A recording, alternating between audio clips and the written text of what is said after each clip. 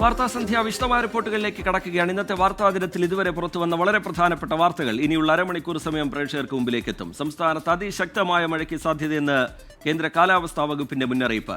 6 ജില്ലകളിൽ ഓറഞ്ച് അലർട്ടും 5 ജില്ലകളിൽ യെല്ലോ അലർട്ടും പ്രഖ്യാപിച്ചു. എറണാകുളം ജില്ലയിൽ കഴിഞ്ഞ മണിക്കൂറുകളിൽ പെയ്ത മഴയിൽ പലയിടത്തും വെള്ളക്കെട്ടുണ്ടായി. ചാലക്കുടി പുഴയുടെ തീരത്തുള്ളവർക്ക് ജാഗ്രതാ നിർദ്ദേശം നൽകി.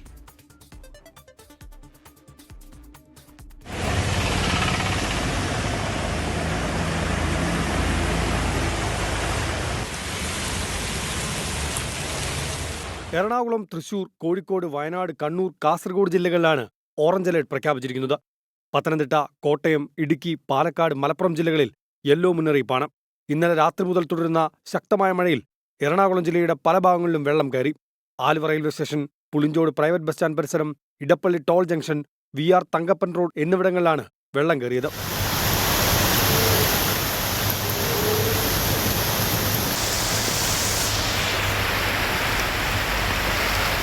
ആലുവ പുളിഞ്ചോട് ഭാഗത്ത് 20ഓളം കടകളിലും 10ഓളം വീടുകളിലും വെള്ളം കയറി.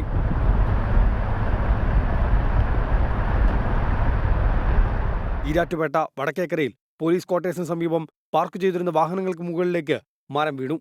24 കൊച്ചി. കോഴിക്കോടിന്റെ മലയോര മേഖലകളിൽ അതിശക്തമായ മഴ തുടരുന്നു. ചുരത്തിനോട് ചേർന്നൊഴുകുന്ന അടിവാരം പൊട്ടിക്കൈപ്പുഴയിൽ മലവെള്ളപ്പാച്ചിലുണ്ടായി. കുറ്റ്യാടി ചുരത്തിൽ പക്രം തളത്തിന് സമീപം നേരിയ മണ്ണിടിച്ചിൽ ഉണ്ടായി. കോഴിക്കോട് ജില്ലയിൽ ഓറഞ്ച് അലർട്ട് തുടരുകയാണ്. ജില്ലയുടെ മലയോര മേഖലകളിലെല്ലാം അതിശക്തമായ മഴ തുടരുകയാണ്. ചുരത്തിനോട് ചേർന്നൊഴുകുന്ന അടിവാരം പൊട്ടിക്കൈപ്പുഴയിൽ മലവെള്ളപ്പാച്ചിൽ ഉണ്ടായി.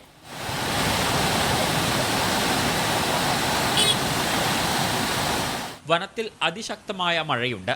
പുഴകളിലെല്ലാം ജലനിരപ്പ് ഉയരുന്നുണ്ട്. കുറ്റ്യാടി ചുരത്തിൽ പത്രം തളത്തിന് സമീപം നേരിയ മണ്ണിടിച്ചിലുണ്ടായി. ഗതാഗതത്തെ ബാധിച്ചിട്ടില്ല.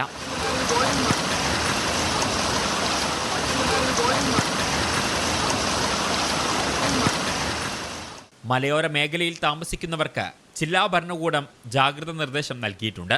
24 കോഴിക്കോട്. മണ്ണിടിച്ചിലുണ്ടായി 2ാം ദിവസവും താമരശ്ശേരി ചുരം വഴിയുള്ള ഗതാഗതം സ്തംഭിച്ചു. ചുരം വഴി ഇന്നും നാളെയും എമർജൻസി വാഹനങ്ങൾ മാത്രമേ കടത്തിവിടൂ.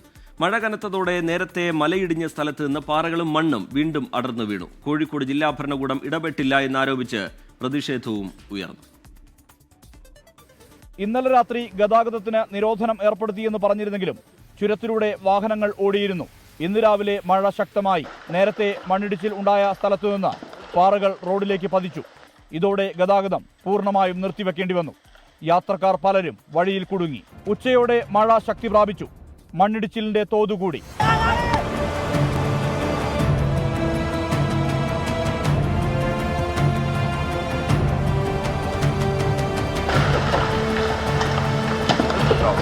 മലയിടിച്ചിൽ കോഴിക്കോട് ജില്ലയുടെ ഭാഗമായിരുന്നിട്ടും ജില്ലാ ഭരണകൂടത്തിന്റെ ഇടപെടൽ ഇല്ലായ്മയിൽ പ്രതിഷേധവും ഉയർന്നു. ഉത്തരവാദപ്പെട്ടതായിരിക്കുന്ന ആളുകൾ വന്ന് അടിയന്തരമായി വയനാടിനെ ഒറ്റപ്പെടുത്താതെ അടിയന്തരമായി ഈ കാര്യത്തിൽ തീരുമാനമെടുത്ത് ഈ സേഫ്റ്റി മെഷേഴ്സ് മുഴുവനെടുത്ത് നടപടി സ്വീകരിക്കണം. ഗതാഗതം പൂർണ്ണമായും സ്തംഭിച്ചതോടെ പല യാത്രക്കാരും കുറ്റ്യാടി ചുരത്തെയും നാടുകാണി ചുരത്തെയുമാണ് ആശ്രയിക്കുന്നത്. ലക്കിടിയിൽ ഇടവിട്ട് കനത്ത മഴ തുടരുകയാണ്. രാത്രിയിലെ സാഹചര്യം കൂടി വിലയിരുത്തിയ ശേഷമേ പാത തുറക്കുന്ന കാര്യത്തിൽ അന്തിമ തീരുമാനം ഉണ്ടാകൂ. മനു ദാമോദരനൊപ്പം സുർജിത് അയ്യപ്പത്ത്, 24 വയനാട്. വയനാട് ചുരത്തിൽ നിന്ന് വിവരങ്ങളുമായി സുർജിത്ത് അയ്യപ്പത്ത് നമുക്കൊപ്പം ചേരുന്നുണ്ട്. സുർജിത്ത്, എന്താണ് ഇപ്പോഴത്തെ സാഹചര്യം? ഗതാഗതം പുനഃസ്ഥാപിക്കാനുള്ള ശ്രമം എങ്ങനെ സുർജിത്ത്? നിലവിലിപ്പോൾ വാഹനങ്ങളെല്ലാം തന്നെ കുടുങ്ങിക്കിടക്കുന്ന ഒരു അവസ്ഥയുണ്ട്. ഏതാനും വാഹനങ്ങൾ ഇവിടെ കുടുങ്ങിക്കിടക്കുന്ന ഒരു സ്ഥിതിയാണ് നമുക്ക് കാണാൻ കഴിയുന്നത്. അതായത് ഇവരെ കൂടി ഒന്ന് പറഞ്ഞേക്കാനുള്ള ഒരു ഇടപെടൽ ഉണ്ടാകണമെന്നുള്ള ആവശ്യമാണ് ആളുകൾ ഉയർത്തുന്നത്. CPIMന്റെ ജില്ലാ സെക്രട്ടറി K റഫീഖ് ഇവിടേക്ക് എത്തിയിട്ടുണ്ട്. ഈ ആളുകളെ വിടാനുള്ള ഒരു ഇടപെടൽ എന്തെങ്കിലും തരത്തിൽ ചർച്ച നടത്തുന്നു? അല്ല, അതെല്ലാം പരിശോധിക്കുന്നുണ്ട്. അതായത് നമുക്ക് അവിടെ ഈ രൂപത്തിൽ ഉള്ള പ്രശ്നമുള്ളതുകൊണ്ട് അപകടനിലയുണ്ടോയെന്ന് പരിശോധിക്കാതെ ചെയ്യുമ്പോൾ പ്രതിസന്ധിയുണ്ട്. അങ്ങനൊരു എന്തെങ്കിലും സംഭവിച്ചാൽ അതായിരിക്കും പിന്നെ വാർത്ത. ഗവൺമെൻറ് പരിശോധിക്കാതെ ആളെ വിട്ടു അപകടത്തിലാക്കി എന്നതായിരിക്കും വാർത്ത. എല്ലാം പരിശോധിക്കുന്നുണ്ട്. എന്നാലും ഇവിടെ ആളുകൾ ഇങ്ങനെ കുറച്ച് പേരുണ്ട്. അവരുടെ കാര്യത്തിൽ പരിഹാരം ഉണ്ടാക്കുന്നതിനെ കുറിച്ച് ആലോചിക്കുന്നുണ്ട്. കാര്യങ്ങളെല്ലാം വളരെ പെട്ടെന്ന് തന്നെ നോക്കി ചെയ്യും. അത്രയും കോഴിക്കോട് നിന്നുള്ള ഉദ്യോഗസ്ഥര് കളക്ടറടക്കം എത്തിയിട്ടില്ല എന്നൊരു പരാതി വരുന്നുണ്ട്. അതിനെക്കുറിച്ച് അല്ല, കോഴിക്കോട് അതൊരു തെറ്റായ പ്രചരണം കൊടുക്കുകയാണ്. ഇപ്പം ഒരു സ്ഥലത്ത് വന്ന് ചെയ്യേണ്ട കാര്യങ്ങളല്ല. ഇപ്പം നിങ്ങളിപ്പോൾ ഈ നിമിഷം അവിടെ നോക്കൂ. നിങ്ങൾ ഈ നിമിഷം അവിടെ ഡെപ്യൂട്ടി കളക്ടർ അവിടെ ഉണ്ട്. ഡിസാസ്റ്റർ മാനേജ്മെൻറ്റുമായി ബന്ധപ്പെട്ട ഡെപ്യൂട്ടി കളക്ടർ ഇപ്പോൾ അവിടെ നിൽക്കുകയാണ്. തഹസിൽദാർ അവിടെ നിൽക്കുകയാണ്. PWD NHന്റെ ഉദ്യോഗസ്ഥർ ഇവിടെ നിൽക്കുകയാണ്. അപ്പം ആ നിലയിൽ എല്ലാ ഉദ്യോഗസ്ഥരും ഇപ്പോൾ ഈ നമ്മൾ സംസാരിച്ചുകൊണ്ടിരിക്കുന്ന സമയത്തും ഇവിടെയുണ്ട്. കോഴിക്കോട് ഭരണകൂടത്തിൻ്റെ ഭാഗമായ പ്രധാന ഉദ്യോഗസ്ഥരുണ്ട്. കളക്ടർ ഇത് സംബന്ധിച്ച യോഗങ്ങളും പരിശോധനകളും നടത്തുന്നുണ്ട്. ആ നിലയിൽ തന്നെ കളക്ടർ ഇടപെടുന്നുണ്ട്. ഇപ്പം ഞാൻ കോഴിക്കോട് ജില്ലാ കളക്ടറായിട്ട് സംസാരിച്ചിരുന്നു, മുഖ്യമന്ത്രിയായിട്ട് സംസാരിച്ചിരുന്നു. വളരെ ഗൗരവമായി തന്നെ വിഷയം എടുത്തുകൊണ്ട് പരിഹരിക്കാൻ നോക്കുന്നുണ്ട്. പക്ഷെ നമുക്ക് തടസ്സം അവിടെ പരിശോധന നടത്താതെ പെട്ടെന്ന് തുറന്നു കൊടുക്കുമ്പോൾ സ്വാഭാവികമായിട്ടും എന്തെങ്കിലും സംഭവിച്ചു കഴിഞ്ഞാൽ അതായിരിക്കും പിന്നെ അടുത്തൊരു പ്രശ്നമായി വരിക. അപ്പം പരിശോധിക്കാനുണ്ടായിരുന്ന തടസ്സം, പകൽ സമയത്തുണ്ടായിരുന്ന തടസ്സം നല്ല മഴയായിരുന്നു, നിങ്ങൾക്ക് തന്നെ അറിയാം. അതിൻ്റെ പ്രതിസന്ധി ഉണ്ടായിട്ടുണ്ട്. ഏതായാലും ഇതെല്ലാം പരിശോധിച്ച് കാര്യങ്ങൾ ചെയ്യും. ഇപ്പോൾ കുറച്ച് ആളുകൾ ഇവിടെ ഉണ്ട്. അത് പരിഹരിക്കാനൊക്കെ ആവശ്യമായ കാര്യങ്ങളെ സംബന്ധിച്ച് ഇപ്പോൾ ആലോചിച്ച് കാര്യങ്ങൾ ചെയ്യും. അത് അടിയന്തരമായി തന്നെ അത് പരിഹരിക്കും. എന്തായാലും അത്തരം ചർച്ചകൾ മുന്നോട്ട് പോയിട്ടുണ്ട്. സ്വാഭാവികമായും ഇവരെ വിടാനുള്ള രീതിയിലുള്ള സംവിധാനം ഉണ്ടാക്കും എന്നുള്ളതാണ് പ്രതീക്ഷ. എന്തായാലും ധാരാളം പേർ ഇവിടെ കുടുങ്ങിക്കിടക്കുന്നുണ്ട്. പ്രത്യേകിച്ച് ഇരുചക്ര വാഹന യാത്രികരടക്കം കുടുങ്ങിക്കിടക്കുന്ന ഒരവസ്ഥയുണ്ട്. അതിന് പ്രധാനപ്പെട്ട കാരണം എന്തുണ്ടായിട്ടുള്ള മണ്ണിടിച്ചിലാണ്. ആ മണ്ണിടിച്ചിൽ നേരത്തെ മണ്ണിടിച്ചിലുണ്ടായ സ്ഥലത്ത് വീണ്ടും മണ്ണിടിയുന്ന ഒരു സാഹചര്യം ഉണ്ടായി. അതാണൊരു പ്രതിസന്ധിയായി നിൽക്കുന്നത്. അതുകൊണ്ട് തന്നെയാണ് ഇതിങ്ങനെ വിടാൻ കഴിയാത്തൊരവസ്ഥ കൂടി നിലവിൽ ഉള്ളത്. പ്രജിൻ. ശരി, താമരശ്ശേരി ചുരത്തിൽ നിന്ന് സുർജിത്ത് അയ്യപ്പത്ത് വിശദാംശങ്ങൾ പങ്കുവയ്ക്കുകയായിരുന്നു. ദുരിതപ്പെയ്ത്തിൽ വലഞ്ഞ് ഉത്തരേന്ത്യ. ജമ്മുകശ്മീരിൽ മിന്നൽ പ്രളയത്തിലും മണ്ണിടിച്ചിലും മരണം 41. നിരവധി പേർക്ക് പരിക്കേറ്റു. ലഫ്റ്റനന്റ് ഗവർണർ മനോജ് സിൻഹയുടെ നേതൃത്വത്തിൽ ചേർന്ന അടിയന്തര യോഗം സ്ഥിതിഗതികൾ വിലയിരുത്തി. മണ്ണിടിച്ചിലിനെ തുടർന്ന് ചണ്ഡീഗഡ് മണാലി ഹൈവേ അടച്ചു.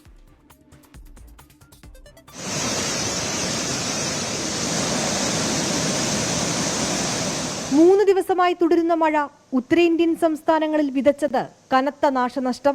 നദികൾ കരകവിഞ്ഞൊഴുകിയതോടെ താഴ്ന്ന പ്രദേശങ്ങൾ വെള്ളത്തിലായി. ജമ്മു കാശ്മീരിലെ ബലിചരണയിൽ 35 വീടുകൾ തകർന്നു. മഴക്കെടുതി ശക്തമായ ധോഡ, അനന്തനാഗ് എന്നിവിടങ്ങളിൽ നിന്ന് നിരവധി പേരെ സുരക്ഷിതയിടങ്ങളിലേക്ക് മാറ്റി. ലഫ്റ്റനന്റ് ഗവർണർ മനോജ് സിൻഹയുടെ നേതൃത്വത്തിൽ ചേർന്ന യോഗം രക്ഷാപ്രവർത്തനവും നിലവിലെ സ്ഥിതിഗതികളും വിലയിരുത്തി. വിദ്യാഭ്യാസ സ്ഥാപനങ്ങൾക്ക് ഇന്നും അവധി നൽകി.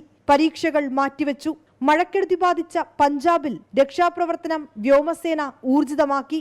ഗുരുദാസ്പൂരിൽ നിന്ന് 27 പേരെ സുരക്ഷിത സ്ഥലത്തേക്ക് മാറ്റി. ശക്തമായ മഴയെ തുടർന്ന് ഹിമാചലിൽ മണ്ണിടിച്ചിലുണ്ടായി. ചണ്ഡീഗഡ് മണാലി ഹൈവേ അടച്ചു. കുളുവിൽ ബിയാസ് നദി കരകവിഞ്ഞതോടെ ദേശീയപാതയുടെ ഒരു ഭാഗം ഇടിഞ്ഞു താഴ്ന്നു. 24 ഡൽഹി. കാസർഗോഡ് തലപ്പാടിയിൽ കർണാടക RTC ബസ് ഇടിച്ച് 6 പേർക്ക് ദാരുണാന്ത്യം. ഓട്ടോറിക്ഷ യാത്രക്കാരായ കർണാടക സ്വദേശികളാണ് മരിച്ചത്. ബസ് നിയന്ത്രണം വിട്ട് 2 ഓട്ടോറിക്ഷകളിലും ബസ് കാത്ത് നിൽക്കുന്നവരെയും ഇടിക്കുകയായിരുന്നു. സംഭവത്തിൽ മഞ്ചേശ്വരം പോലീസ് കേസെടുത്തു. കേരള കർണാടക അതിർത്തിയായ തലപ്പാടിയിൽ ഉച്ചയ്ക്ക് 1:15 അപകടം. കാസർഗോഡ് നിന്ന് മംഗലാപുരത്തേക്ക് പോവുകയായിരുന്ന കർണാടക RTC ബസ് നിയന്ത്രണം വിട്ട് റോഡിന്റെ മറുഭാഗത്ത് നിർത്തിയിട്ട ഓട്ടോറിക്ഷയിലിടിച്ചു. ഇടിയുടെ ആഘാതത്തിൽ കറങ്ങിത്തിരിഞ്ഞ ബസ് പിന്നോട്ട് പോയി റോഡരികിലുള്ള കൈവരികൾ തകർത്ത് ബസ് കാത്തിരിക്കുന്നവരെ ഇടിച്ചു വീഴ്ത്തി. തുടർന്ന് മറ്റൊരു ഓട്ടോറിക്ഷയിലിടിച്ച് റോഡിന് പുറത്തേക്ക്.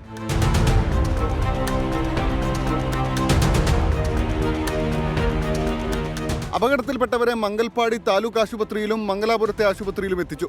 ഇതുവരെ ഇൻഫർമേഷൻ കിട്ടിയിട്ടുള്ളത് 6 പേര് മരിച്ചു. 2 പേര് ഇപ്പോൾ നിലവിൽ ഹോസ്പിറ്റലിലാണ്. അതിൽ ഒരാളുടെ കണ്ടീഷൻ വളരെ സീരിയസ് ആയിട്ടുണ്ട്.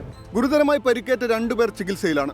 തിരിയുന്ന സൗണ്ട് കേട്ട് അത് കേട്ടപ്പോൾ ഞാൻ വണ്ടിയിൽ നിന്ന് ഇറങ്ങുമ്പോൾ വണ്ടി കടിച്ച്, പിന്നെ ബസ്സിൻ്റെ ബാക്ക് തട്ടി ഞാൻ തെറിച്ച്, പിന്നീട് കാണിച്ചു വണ്ടി മറിഞ്ഞിട്ടുണ്ട്. പിന്നെ അവിടെ ഒരു വണ്ടി ഇടിച്ചിട്ടുണ്ടായിരുന്നു. നിയമലംഘനത്തിൽ കർശന നടപടിയെടുക്കണമെന്ന് MLA-മാരായ NA നെല്ലിക്കുന്നും AKM അഷറഫും ആവശ്യപ്പെട്ടു. ബസ് ഡ്രൈവറും കണ്ടക്ടറും പോലീസ് കസ്റ്റഡിയിലാണ്. കർണാടക RTC ബസ്സുകൾ നിരന്തരമായി നിയമലംഘനം നടത്തുന്നതും ഡ്രൈവർമാർ കൂളും ഹാൻഡ്സും പോലുള്ള ലഹരി വസ്തുക്കൾ ഉപയോഗിച്ച് വാഹനമോടിക്കുന്നതും പതിവാണ്.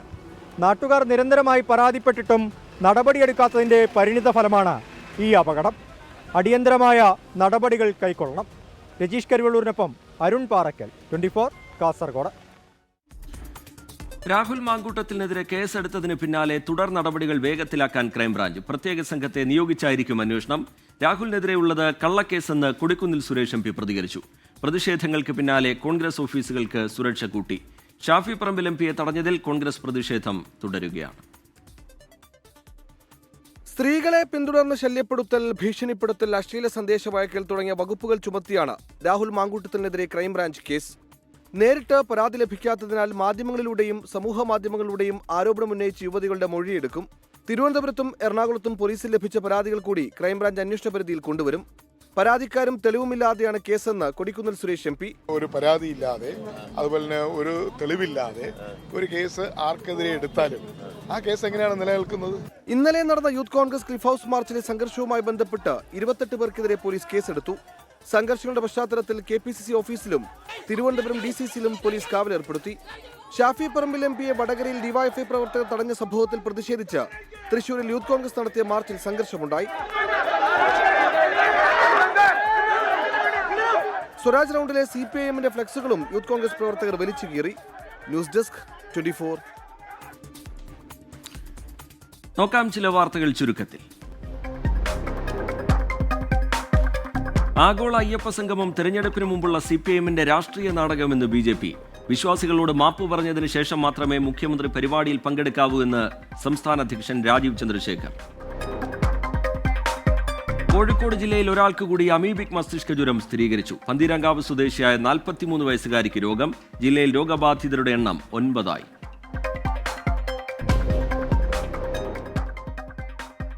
കൊച്ചിയിലെ ഗതാഗതക്കുരുക്കിൽ നിർദ്ദേശവുമായി ഹൈക്കോടതി. തിരക്കേറിയ സമയത്ത് സിഗ്നൽ ഓഫ് ചെയ്യണമെന്നും പോലീസ് നേരിട്ട് തന്നെ ഗതാഗതം നിയന്ത്രിക്കണമെന്നും കോടതി. ബസ്സുകളുടെ മത്സരയോട്ടത്തിൽ കോടതിക്ക് കടുത്ത അതൃപ്തി. സിറോ മലബാർ സഭയിൽ പുതിയ മെത്രാൻമാരെ നിയമിച്ച് major archbishop Mar Raphael തട്ടിലിന്റെ പ്രഖ്യാപനം. 4 പുതിയ അതിരൂപതകളും പ്രഖ്യാപിച്ചു. ഫാദർ ജെയിംസ് പട്ടേരിൽ ബൽത്തങ്ങാട് രൂപതയുടെ ബിഷപ്പാകും. രാഹുൽ മാങ്കൂട്ടത്തിനെതിരെ പാലക്കാട് ഗൃഹസന്ദർശന ക്യാമ്പയിനുമായി DYFI. MLA ഓഫീസിന്റെ പ്രവർത്തനം സാധാരണ നിലയിലാണെന്നും അടുത്ത ദിവസങ്ങളിൽ തന്നെ രാഹുൽ മണ്ഡലത്തിലെത്തുമെന്നും ജീവനക്കാർ. വീട്ടിൽ കയറി പീഡിപ്പിക്കാൻ ശ്രമിച്ചെന്ന BJP വനിതാ നേതാവിന്റെ പരാതിയിൽ യൂട്യൂബർ അറസ്റ്റിൽ. പിടിയിലായത് മലപ്പുറം വണ്ടൂർ കൂരാട് സ്വദേശി സുബൈർ ബാപ്പു. കേസിനാസ്പദമായ സംഭവം ഈ മാസം 10-ന്. പാറശാലയിൽ തമിഴ്നാട്ടിലെ വ്യവസായികളെ പോലീസ് ചമഞ്ഞ് തട്ടിക്കൊണ്ടുവന്ന സംഭവത്തിൽ സംസ്ഥാന ഇന്റലിജൻസ് വിവരശേഖരണം തുടങ്ങി. പ്രതികൾ പോലീസ് ചമഞ്ഞ് പലതവണ തട്ടിക്കൊണ്ടുപോകൽ നടത്തിയതായി കണ്ടെത്തൽ. തിരുവനന്തപുരം ജനറൽ ആശുപത്രിയിലെ ചികിത്സാ പിഴവിൽ വിചിത്ര വിശദീകരണവുമായി ആരോഗ്യവകുപ്പ്. ശസ്ത്രക്രിയാ പിഴവ് നേരത്തെ അറിയാമായിരുന്നുവെന്നും ആരോഗ്യവകുപ്പ് സമ്മതിക്കുന്നു. തൈറോയ്ഡ് ഗ്രന്ഥി നീക്കം ചെയ്യൽ ശസ്ത്രക്രിയയ്ക്കിടെ കാട്ടാക്കട സ്വദേശിനി സുമയ്യയുടെ ശരീരത്തിൽ സർജിക്കൽ ഗേറ്റ് ട്യൂബ് കുടുങ്ങിയ വാർത്ത 24 ആണ് പുറത്തു കൊണ്ടുവന്നത്. ചികിത്സാ പിഴവിൽ ഡോക്ടർ വീഴ്ച സമ്മതിക്കുന്ന ശബ്ദരേഖ 24-ന് കിട്ടി. പരാതി കിട്ടും മുന്നേ അന്വേഷണം നടത്തിയെന്നാണ് ആരോഗ്യവകുപ്പിന്റെ വിശദീകരണം. 2025 ഏപ്രിൽ മാസം വിദഗ്ധ സമിതി രൂപീകരിച്ചു. ശ്രീചിത്ര മെഡിക്കൽ സെന്ററിൽ അഭിപ്രായം തേടി. ട്യൂബ് നെഞ്ചിലുള്ളതുകൊണ്ട് മറ്റാരോഗ്യ പ്രശ്നങ്ങൾ ഉണ്ടാകില്ലെന്നും ആരോഗ്യവകുപ്പ് വിശദീകരിക്കുന്നു. പരാതി ലഭിച്ചാൽ വിദഗ്ധ സമിതിക്ക് കൈമാറി നടപടി സ്വീകരിക്കുമെന്ന് ആരോഗ്യവകുപ്പ് ഡയറക്ടർ അറിയിച്ചു. ചികിത്സാ പിഴവ് സംബന്ധിച്ചുകൊണ്ട് ഡോക്ടർ രാജീവ് കുമാർ സുമയ്യയുടെ ബന്ധുവിനോട് സംസാരിക്കുന്ന ശബ്ദരേഖ പുറത്തു വന്നു. പറ്റിയൊരു അബദ്ധം, വലിയൊരു ഞാനല്ല, എനിക്കിതിനെ കുറിച്ച് അറിവില്ല. ഞാൻ ഇടുന്ന സാധനമല്ല, നമ്മുടെ കാര്യമില്ല, ഇട്ടത്. നമ്മൾ പെട്ട് നിൽക്കുകയാണ്. ശസ്ത്രക്രിയയ്ക്ക് ശേഷം സുമയ്യ ബുദ്ധിമുട്ടനുഭവിച്ചത് 2 വർഷം. പിന്നാലെ നടത്തിയ പരിശോധനയിലാണ് ട്യൂബ് കണ്ടെത്തിയത്. ഇത് പുറത്തെടുത്താൽ ജീവനാപത്താണെന്നും കണ്ടെത്തി. ശ്രീചിത്രയിലെ ചികിത്സയ്ക്ക് രാജീവ് കുമാർ പണം നൽകിയതിന്റെ തെളിവും പുറത്തുവന്നു. സംഭവത്തിൽ സുമയ്യ മുഖ്യമന്ത്രിക്ക് പരാതി നൽകും. ആരോഗ്യവകുപ്പിലെ സ്ഥിരം നാടകം പോലെ റിപ്പോർട്ട് തേടി തലയൂരുകയല്ല വേണ്ടത്. 26-കാരിക്ക് തുടർ ചികിത്സ ഉറപ്പാക്കണം. വീഴ്ച വരുത്തിയവർക്കെതിരെ നടപടിയെടുക്കണം. ഷഫീദ് റൌത്തർ, 24 തിരുവനന്തപുരം. നിയമസഭ പാസാക്കിയ ബില്ലുകൾ ഗവർണർ 6 മാസത്തോളം തടഞ്ഞുവെക്കുന്നത് ന്യായീകരിക്കാൻ കഴിയില്ല എന്ന് സുപ്രീം കോടതി. ഗവർണർ കേന്ദ്രത്തിനും സംസ്ഥാനങ്ങൾക്കും ഇടയിലുള്ള സുപ്രധാന കണ്ണിയാണെന്നും കോടതി നിരീക്ഷിച്ചു.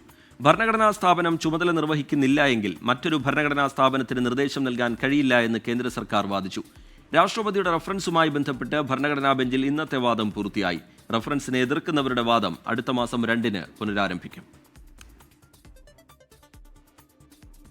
മുഖ്യമന്ത്രി ഉൾപ്പെടെ ഒരു സ്ഥാനവും ആഗ്രഹിച്ചിട്ടില്ലെന്ന് വ്യക്തമാക്കി ഡോക്ടർ ശശി തരൂർ MP. സ്ഥാനമാനങ്ങൾ താൻ ആഗ്രഹിച്ചിട്ടില്ല എന്നാണ് ഇക്കണോമിക് ടൈംസ് സംഘടിപ്പിച്ച പരിപാടിയിൽ ഡോക്ടർ ശശി തരൂർ നിലപാട് വ്യക്തമാക്കിയത്. ഹർത്താൽ നിരോധിച്ച് നിക്ഷേപ സംരക്ഷണ നിയമം പാസാക്കണമെന്നും കേരളത്തെ നിക്ഷേപ സൗഹൃദ സംസ്ഥാനമാക്കുന്നതിനുള്ള നീക്കങ്ങൾക്ക് നേതൃത്വം നൽകാൻ തയ്യാറാണ് എന്നും ശശി തരൂർ പറഞ്ഞു. കേരളത്തിൽ UDF അധികാരത്തിലെത്തിയാൽ ഏറ്റവും അധികം ആളുകൾ മുഖ്യമന്ത്രി സ്ഥാനത്തേക്ക് പിന്തുണയ്ക്കുന്നത് തന്നെയാണെന്ന സർവേ ഫലം ഡോക്ടർ ശശി തരൂർ സമൂഹമാധ്യമത്തിൽ പങ്കുവച്ചത് ഏറെ വിവാദമായിരുന്നു. കോൺഗ്രസിനെ പ്രതിരോധത്തിലാക്കിയ സംഭവത്തിൽ ശശി തരൂരിന് കടുത്ത വിമർശനങ്ങൾ നേരിടേണ്ടി വന്നിരുന്നു. ഇതിനു പിന്നാലെയാണ് ഇക്കാര്യത്തിലെ നിലപാടിൽ തരൂർ വ്യക്തത വരുത്തിയത്. കേരളത്തിന്റെ മുഖ്യമന്ത്രിയാകാൻ താൽപ്പര്യമുണ്ടോ എന്ന ചോദ്യത്തിന് ഒരിക്കലും ഒരു സ്ഥാനവും താൻ ആഗ്രഹിച്ചിട്ടില്ലെന്ന് തരൂരിന്റെ മറുപടി. Absolutely never sought after any position in my entire career. Every job I have held from my UN days onwards, people have sought me out and said, we need you for this, and I have served. That's basically been the way it's been. I don't think there's a single person on this planet who can turn around and say that Shashi asked for something or did something. Congress അധ്യക്ഷ സ്ഥാനത്തേക്ക് താൻ തന്നെയാണ് തന്റെ പേര് മുന്നോട്ട് വച്ചതെന്നും പലരും ആവശ്യപ്പെട്ടതനുസരിച്ചായിരുന്നു അതെന്നും Tharoor.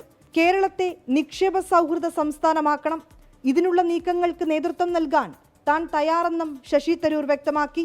24 Delhi. 15ാമത് Indo Japan വാർഷിക ഉച്ചകോടിയിൽ പങ്കെടുക്കുന്നതിനായി പ്രധാനമന്ത്രി നരേന്ദ്രമോദി ഇന്ന് ജപ്പാനിലേക്ക് തിരിക്കും. 2 ദിവസത്തെ സന്ദർശനത്തിൽ ജപ്പാൻ പ്രധാനമന്ത്രി ഷിഗേരു ഇഷിബയുമായി മോദി കൂടിക്കാഴ്ച നടത്തും. വ്യാപാര പ്രതിരോധ മേഖലകളിൽ സഹകരണത്തിനായുള്ള കരാറുകളിലും ഒപ്പുവയ്ക്കും. 2014 നരേന്ദ്രമോദി പ്രധാനമന്ത്രിയായ ശേഷം ജപ്പാനിലേക്ക് നടത്തുന്ന 8ാമത്തെ സന്ദർശനമാണ് ഇത്. നോക്കാം ചില വാർത്തകൾ ചുരുക്കത്തിൽ. വോട്ടുകൊള്ളയുടെ കൂടുതൽ തെളിവുകൾ ഉടൻ പുറത്തുവിടുമെന്ന് ലോക്സഭാ പ്രതിപക്ഷ നേതാവ് രാഹുൽ ഗാന്ധി. ബിജെപിയും RSSും വോട്ട് മോഷ്ടിച്ചാണ് വിജയിച്ചതെന്നും വിമർശനം. ജമ്മുകശ്മീരിൽ ഭീകരരുടെ നുഴഞ്ഞുകയറ്റ ശ്രമം പരാജയപ്പെടുത്തി സൈന്യം. ഗുരേസ് സെക്ടറിലുണ്ടായ ഏറ്റുമുട്ടലിൽ 2 ഭീകരരെ വധിച്ചു. ബംഗാളിലെ ഗൗർബംഗ സർവകലാശാല VC പുറത്താക്കി ഗവർണർ CV ആനന്ദബോസ്. അഴിമതി ആരോപണവും കൃത്യവിലോപവും ചൂണ്ടിക്കാട്ടി വൈസ് ചാൻസലർ പബിത്ര ചതോപാധ്യായയാണ് പുറത്താക്കിയത്.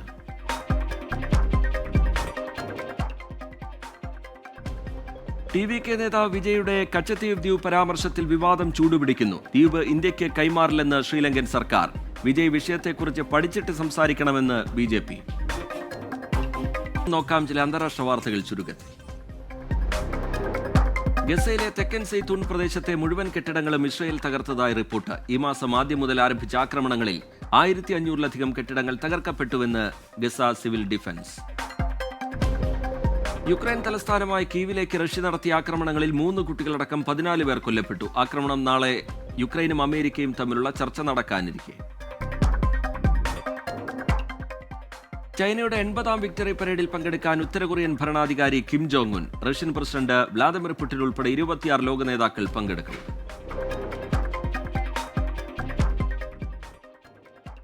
ഗോപു നന്ദിലത്ത് ജിമാർട്ടിൽ ഓണാഘോഷത്തിന്റെ ഭാഗമായി നന്ദിലത്ത് ജിമാർട്ട് അത്തം 10 ഓണം ലാഖ്പതി ഓഫർ 2ാം ദിവസ വിജയെ നറുക്കെടുപ്പിലൂടെ പ്രഖ്യാപിക്കുന്നു.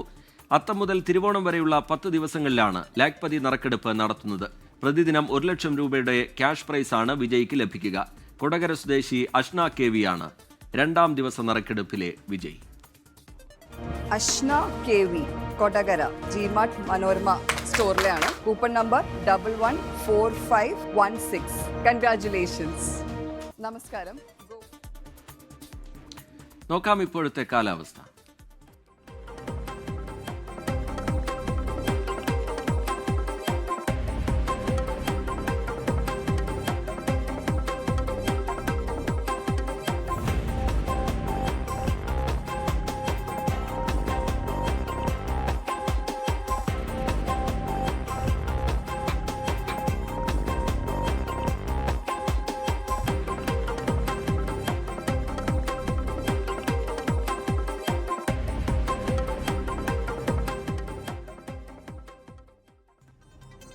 വാർത്താസന്ധ്യ പൂർത്തിയാവുകയാണ്.